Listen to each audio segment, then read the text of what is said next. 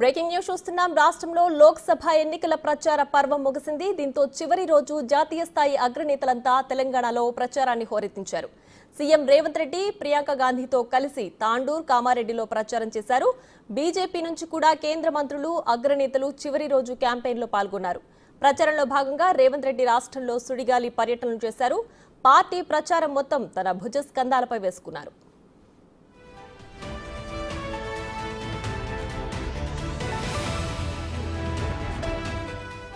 April 6న తుక్కుగూడలో జరిగిన జనజాతర సభతో తన ఎన్నికల ప్రచారం మొదలుపెట్టి మొత్తం 27 రోజుల్లో 57 సభలు, కార్నర్ మీటింగ్లు, రోడ్ షోలతో ప్రచారాన్ని హోరెత్తించారు. కొన్నిసార్లు ఒక్కరోజే వివిధ నియోజకవర్గాల్లో 4-5 మీటింగ్లో పాల్గొన్నారు. ఆయనతో కలిసి కాంగ్రెస్ చీఫ్ మల్లికార్జున ఖర్గే, రాహుల్ గాంధీ కూడా కొన్ని సభల్లో పాల్గొన్నారు.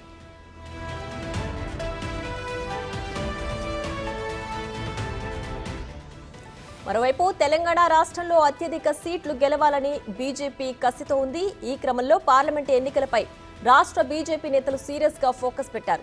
అందులో భాగంగా బీజేపీ అగ్రనేతలను రంగంలోకి దింపారు. 3 నెలల కాలంలో ప్రధాని మోడీ 8 సార్లు తెలంగాణలో పర్యటించి 9 బహిరంగ సభలు, రోడ్ షోలలో పాల్గొన్నారు. ఇక కేంద్ర హోంశాఖ మంత్రి అమిత్ షా, బీజేపీ జాతీయ అధ్యక్షుడు జేపీ నడ్డా, ఇతర కేంద్ర మంత్రులు కూడా ప్రచారంలో పాల్గొన్నారు.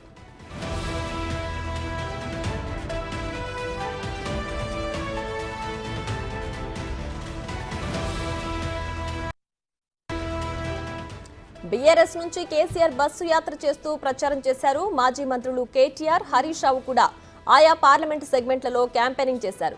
16 రోజుల వ్యవధిలో 13 నియోజకవర్గాల్లో కేసీఆర్ పర్యటించగా 16 నియోజకవర్గాల్లో 82 రోడ్ షోలు, సభల్లో కేటీఆర్ ప్రసంగించారు. ఇక హరీష్ రావు సైతం 16 నియోజకవర్గాల్లో 69 సభలు, సమావేశాలు, రోడ్ షోలకు ఆకట్టుకున్నారు. ఇలా కాంగ్రెస్, బీఆర్ఎస్, బీజేపీ పార్టీలు రాష్ట్ర వ్యాప్తంగా విస్తృతంగా పర్యటించి ప్రజలకు ఈ రోజు చివరిసారిగా తమ హామీల చిట్టా వినిపించనున్నారు.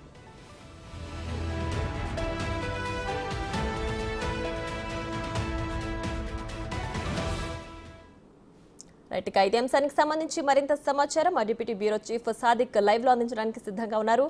సాదిక్, చెప్పండి, ఇవాళ్టితో ఎన్నికల ప్రచార పర్వం ముగిసింది. ఇంకా 2 రోజుల్లో ఎలాంటి ప్రలోభాలకు గురి చేయబోతున్నారు? ఓటర్ల నాడి ఏ విధంగా ఉంది? దీనికి సంబంధించి విశ్లేషణ ఏంటి? ఎస్ ప్రియా, 18వ పార్లమెంటు సార్వత్రిక ఎన్నికలకు పూర్తి స్థాయిలో రంగం సిద్ధమైంది. వివిధ రాజకీయ పార్టీలు ఎవరికి వారు ప్రచారం చేసుకోవడం జరిగింది. రాష్ట్రంలో కాంగ్రెస్ పార్టీ అధికారంలోకి వచ్చిన తర్వాత మొదటిసారి పార్లమెంటు ఎన్నికలు కావడంతో చాలా టాప్ ప్రయారిటీ తీసుకుంది.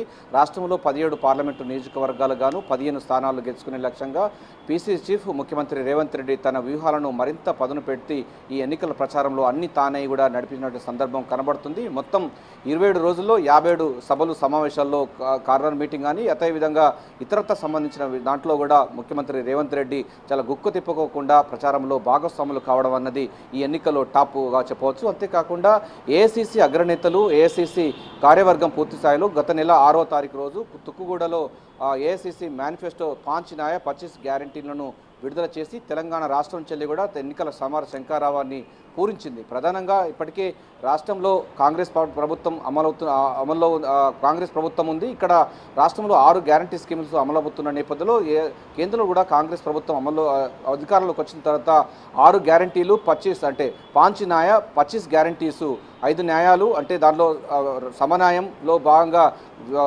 కులగణన చేసి ఆయా వర్గాలకన్నీ కూడా అందరికి కూడా సమన్యాయం చేస్తాం, రాజకీయంగా ఆర్థికంగా బలోపేతం చేస్తామని కూడా సమన్యాయం కూడా ఉంది. దీంతో పాటుగా రైతు న్యాయం, యువ న్యాయం, మహిళా న్యాయం ఇట్లా 5 న్యాయాలతో పాటుగా 5 గ్యారంటీ సంబంధించిన అంశాలన్నిటిపైన కూడా ప్రధానంగా చర్చనీయాంశంగా చేసింది. ఇదే సంబంధించినటువంటి టాప్ ప్రియారిటీగా చెప్పవచ్చు. ముఖ్యమంత్రి రేవంత్ రెడ్డి తన యొక్క వ్యూహాలను మరింత పదును పెడుతూ ఎప్పటికప్పుడు వివిధ నియోజకవర్గాల్లో భారీ బహిరంగ సభలు ఏర్పాటు చేశారు, కార్నర్ మీటింగు, అదేవిధంగా రోడ్ షోలు నిర్వహించి ప్రజలను ఆకట్టుకునే విధంగా, ఓటర్లను ఆకట్టుకునే విధంగా టాప్ ప్రియారిటీ ఇచ్చారు. అంతేకాకుండా ఈసారి పార్లమెంటు ఎన్నికల్లో అతి ముఖ్యమైనది చూసినట్లయితే మొత్తం 5 న్యాయ 25 గ్యారంటీ సంబంధించినటువంటి దాంట్లో చూసినట్లయితే ప్రధానంగా ఇప్పటికే ఈ ఒకవైపు గ్యారంటీస్ అంటే మేనిఫెస్టోను అమలు పరుస్తూనే మరోవైపు బీజేపీ కనుక మరోసారి కనుక అధికారంలోకి వస్తే రాజ్యాంగాన్ని మారుస్తారు, రిజర్వేషన్లు రద్దు చేస్తామని కూడా ముఖ్యమంత్రి పీసీసీ చీఫ్ రేవంత్ రెడ్డి మాట్లాడడం అనేది దేశవ్యాప్తంగా సంచలనంగా మారింది. ఈ యొక్క మొత్తం పూర్తి స్థాయిలో కూడా ఈ యొక్క 18వ లోక్సభ ఎన్నికలకు బీజేపీని కార్నర్ చేసే విధంగా ముఖ్యమంత్రి